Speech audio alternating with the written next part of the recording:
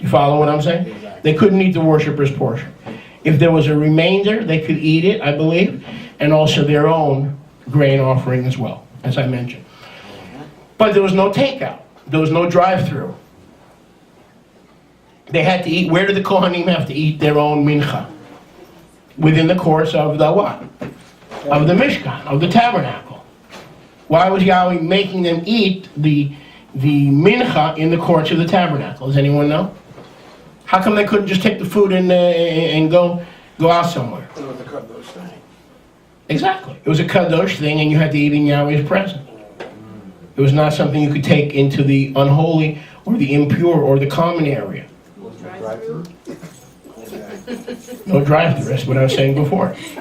That's exactly what I was saying. No drive-through. Which means there's no drive-through synagogues and services. That's right. Somebody needs to tell some Sunday folks that there is no drive-through ministry. And I don't care what Calvary you go to, darling. Wow. If you're in at 7 and out at 8:30 eating pig at IHOP, you've got a drive-through service. You explain to me how I can do a service in an hour and a half. I'd have to be blind, stupid, retarded, and naked. And I still couldn't pull it off. An hour and a half? It takes me an hour and a half to shave to get ready for the service. And these guys, 7 o'clock, ding, ding, ding, cash register rings. 8 o'clock, ding, ding, ding, ding. 9 o'clock, where are they during worship? They're in the back, drinking coffee, hanging out, joking with the elders. They roll the guy out. He preaches a half-hour sermon. They sing 2 hymns and 2 hers, and they're done. They bring in the next group. 2 hymns, 2 hers, ding, ding, ding, cash register rings. The guy's back drinking another cup of green tea, roll him back out for another 30 minutes. He does a total of 2.5 hours of preaching, just like I do. The difference is he's got 5 offerings and I've got garnished.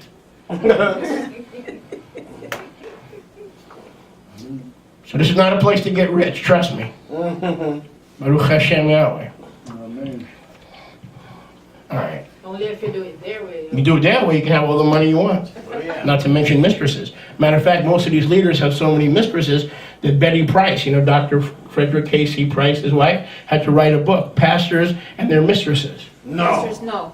Pastors, their wives, and their mistresses. Pardon me. Pastors, their wives, and their mistresses. Not bad. Because they don't follow the word and take a second or third wife. So it's not pastor and their wives. No. They're smarter than Yahweh. Just like most of the people listening to me on radio who are smarter than Moshe and smarter than Yahweh. And that's why Betty Price had to write a book. Pastors' wives and their mistresses. Apparently there were enough books to sell. If there's only one pastor doing that, she wouldn't have printed a book, correct? Wow. She's making a killing. Baruch Hashem Yahweh. And the only reason I'm smart is because I try to get my wisdom from the Word. Can I hear a good amen?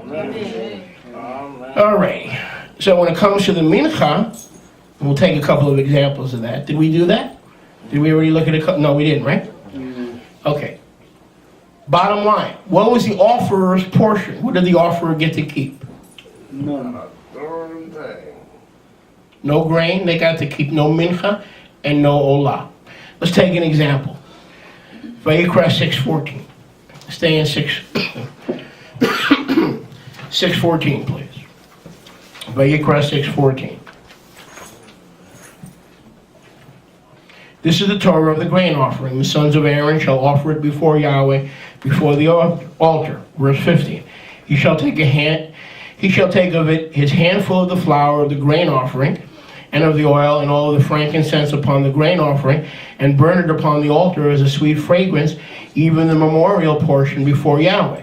The remainder of it Aaron and his sons shall eat. See the remainder, not the offering. Did you get that? Yes.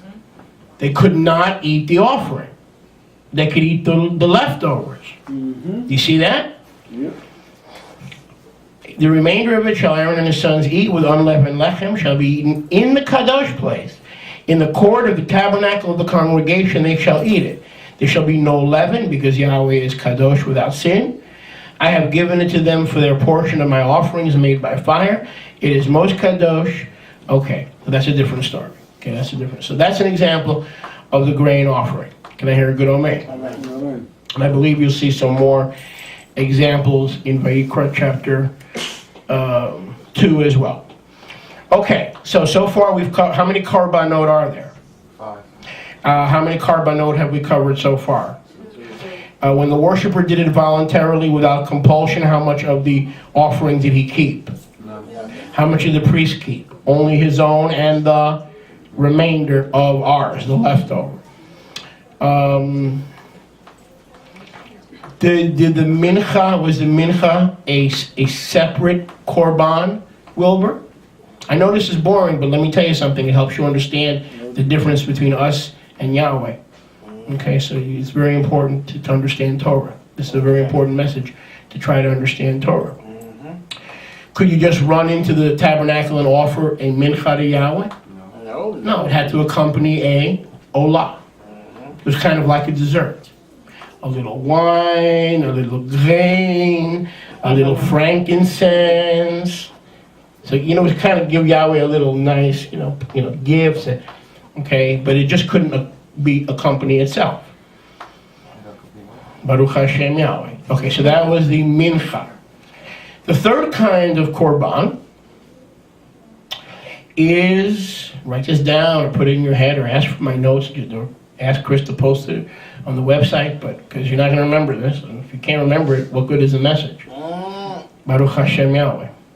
Do something to get it in your spirit. Exactly. The third kind of korban is a zevach shelamim. I love that. I love this, the way that sounds. Zevach, can I spell it? Yeah. Z-E-V-A-C-H, Zevach Shalmim. S-H-A-L-M-I-M. Zevach Shalmim. Translated in the English as peace offering. If you notice the Zevach, meaning sacrifice, Shalmim, we have the root word shalom, which means full, complete, peace, hello, goodbye, perfect peace.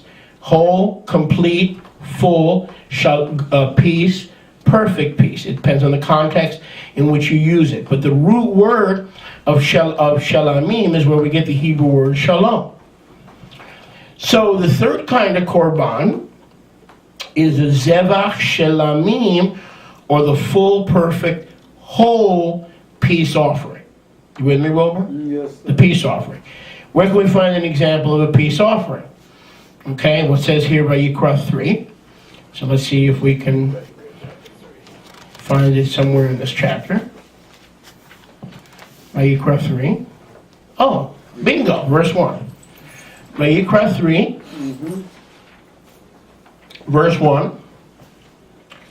And if his offering is a sacrifice of shalom, offering, if he offer from it from the herd, whether it be male or female, he shall offer it without blemish before Yahweh. And he shall lay his hand upon the head of the offering and kill it at the door of the tabernacle of the congregation. And remember, unintentional. And Aharon's sons, the Kohanim, will sprinkle the blood upon the altar all around. And he shall offer the sacrifice of the shalom offering, an offering made by fire, to Yahweh, the fat that covers the inwards and all the fat that is on the outwards. The 2 kidneys, the fat that is on them, which is on the loins, the lobe above the liver, the kidneys, he shall take away. And Aaron's son shall burn on the altar upon the burnt sacrifice, which is upon the wood that is on the fire. It is an offering made by fire, a sweet fragrance to Yahweh.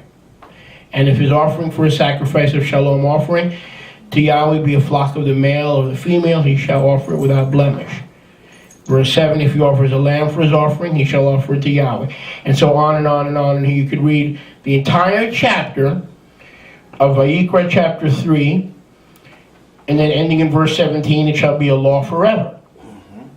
Throughout your generations, that you eat neither fat or dam with your shalom offerings. So he brings it, he lays his hand on it, and Aaron kills, the priest kill it and sprinkle the blood on the altar of burnt offering in the outer court. Okay. So, what is a zevach shalemi? Remember the old group that we fired in Miami? Actually, they fired us. Remember that old group? Zevach Todah? Came